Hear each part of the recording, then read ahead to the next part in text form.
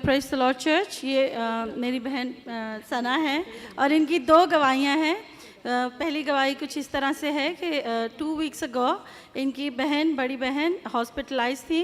उनको शायद ब्लड की कमी थी और डॉक्टर ने उनका ट्रीटमेंट किया और इसी दौरान हम सब ने यहाँ पर नील डाउन होकर उनके लिए प्रेयर की। तो ये शुक्र कर रही हैं खुदा का कि वो जल्द 2-3 दिन में उनको डिस्चार्ज मिल गया हॉस्पिटल से। और दूसरी इनकी गवाही ये है कि इनके ऑफिस में कुछ टेंशन चल रही थी, तो उसकी वजह से ये बहुत डिस्टर्ब थी। पास्टर जी ने इंटरनेशनल हाउस ऑफ प्रेयर में इनके लिए दुआ की और फ़ोन पे भी ये दुआ ही करवाती रहती हैं खुद पास्टर जी से। तो ये कह रही हैं कि वो सारी जो भी बेतरतीबी है खुदा उनके नाम से सारी चीज़ें स्मूथ हो गई हैं। तो ये खुदा उनके नाम को जलाल देने के लिए यहाँ पे खड़ी हैं। हम सब ज़ोरदार ताली बजा के खुदा उनका शुक्र करते हैं। God bless. God bless. God bless. Hallelujah.